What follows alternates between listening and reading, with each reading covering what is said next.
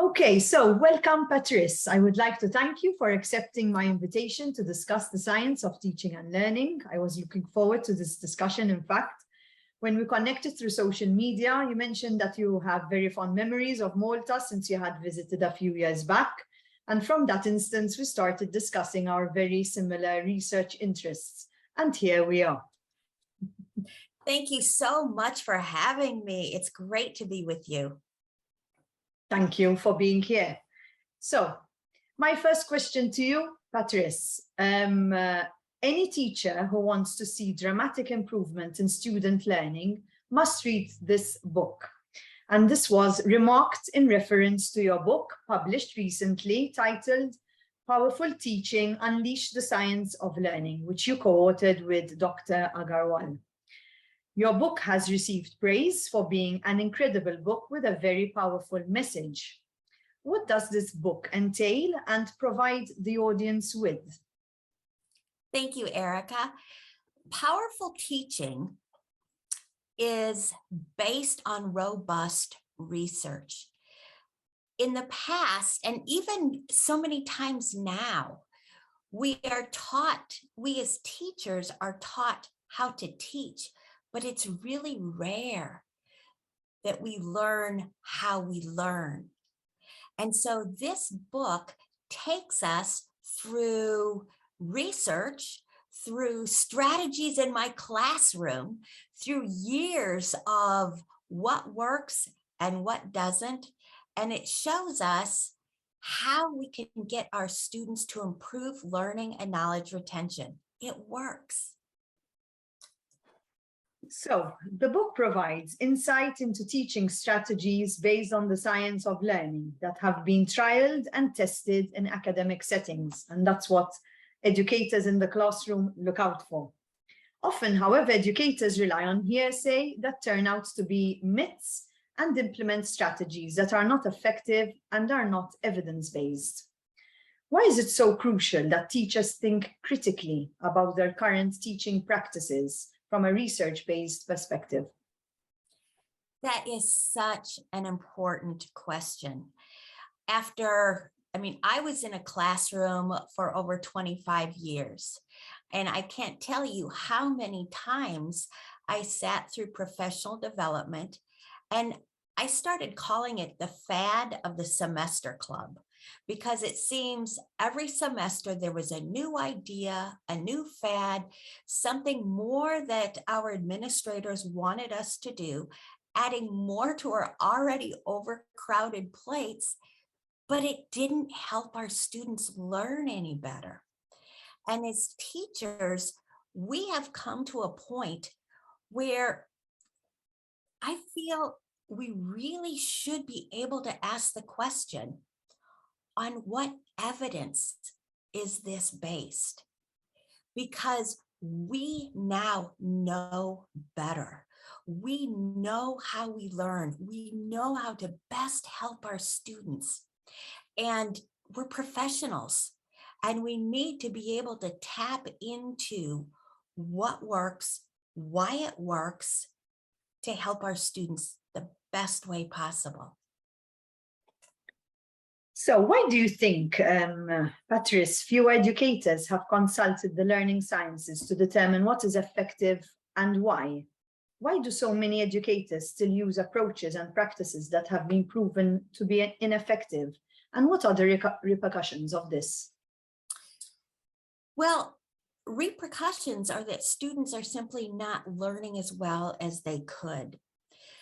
One of the reasons why teachers have trouble getting the research is, in the past, it simply was not accessible to us. In fact, research up until 2005, which is not that long ago, considering how long we've been learning, up until 2005 in the United States, research on how we learn was done at universities with college students. And in 2005, two cognitive scientists, Dr. Roddy Roediger and Dr. Mark McDaniel, wrote a grant to see how do children learn in an authentic classroom, which oh my gosh, what a novel idea, right? Well, that classroom was mine.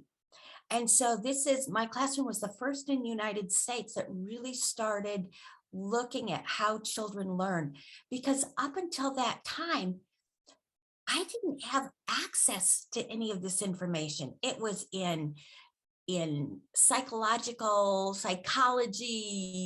journals and jargon I didn't understand.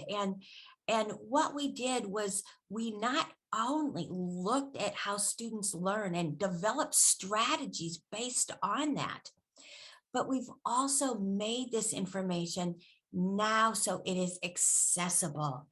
Teachers don't have to go through, so many hundreds and thousands of studies. It's right here. It's right here for you. So, based on your extensive experience of teaching in the classroom, what qualities do you think constitute a good and effective teacher? Well, for me, I think the most important thing is understanding how we learn, understanding how our students learn and how to translate that into strategies.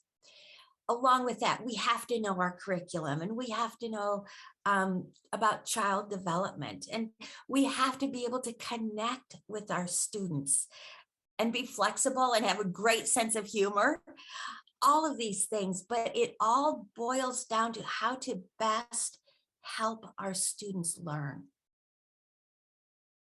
Why is it fundamental for a teacher to go back to basics and ask, how do my students learn?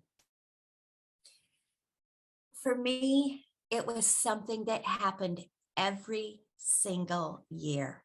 I would always start the first day of classes with saying, I'm your teacher and I'm going to teach you how to learn.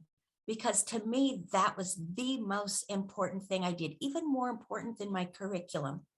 Because if my students learned how to learn, they would carry that with them forever. And every single year after the first quarter grades went out, I would always have students come up to me and say, Mrs. Bain, I have a B or I have an A in your class. And I would just get so excited and I would say, I know. But then you would see the demeanor of the student change. And they would say, but I never get good grades. I usually get D's and F's. And then they would just shrink and say, I'm not smart. And that would get me. And I would turn to that student with every bit of enthusiasm I had and said, but look at you now. The only difference is that now you know how to learn. You are learning how to learn. And I think especially for our struggling students, I give the example that it's as if learning is this great big party and they never received an invitation. And once you help them learn how to learn, everything changes. And they begin to internalize success. These very students, I would see by the end of the year, soar, have excellent grades, be able to answer deep level thinking and essays, and it all boils down to this is the way we learn. And I can't help but think we know that students in fact begin to internalize failure at a very young age, and how different their middle school, their high school, their college years would be if instead they internalize success at a young age. We know how to do this. And I feel it's our job as teachers. This is the way we help our kids. Excellent, Patrice. So a question that was a turning point for you in publishing this book was the following. When we think about learning, we typically focus on getting information into students' heads.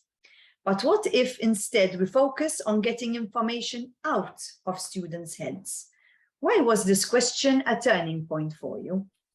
Isn't that profound? Yes, very. And that's why I chose it, because it struck me.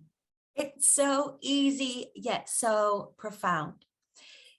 We know that there are 3 basic steps to learning: encoding, storage, and retrieval.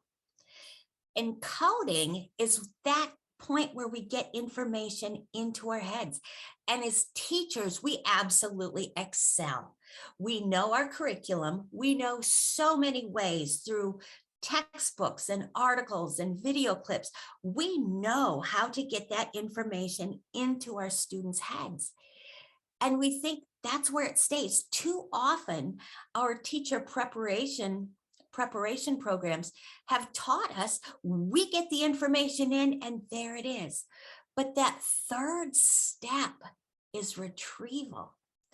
Authentic learning doesn't occur until we can retrieve or pull out that information. And once I realized, yeah, retrieval is absolutely key. We do need to get the information in. We need to figure where it's stored. But most importantly, we need to be able to get that information out. And then we have learning. And then build on that prior knowledge. Yes. Which is very, very crucial. Yes. So in the article you co-authored with Dr. Agrawal and Dr. Chamberlain, you emphasize that retrieval practice has widely been established as an effective strategy that improves classroom practice and students' learning and metacognitive awareness. How and why is this so? Like I said, we know so much more now about learning. And we know that as soon as we learn something, we start to forget it. In fact, it's called the forgetting curve. And so with retrieval, we not only need to retrieve as we learn it, but we need to space out that retrieval and keep going back to it, because that is the way that the information becomes stored in our long-term memory. And that, as teachers, we have the working memory, which is current, but what we really want to do is to be able to link new learning with what we already have in our long-term memory. And the way to do that is through frequent retrieval and spacing out that retrieval.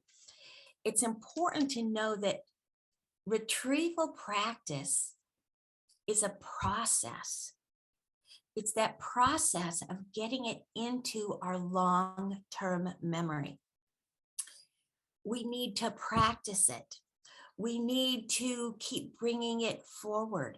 And retrieval is therefore a learning strategy and not an assessment strategy. Too often, what we tend to do as teachers is teach something and then several weeks later give an exam. And we expect our students to do well. And that brings forth anxiety. We know that anxiety happens if retrieval is infrequent or if it's through a high stakes exam, like a big chapter or a unit exam or a semester exam. But what we know is by spacing out retrieval with low stakes or no stakes, and it can be something as easy as doing a quick, I call it a blast from the past.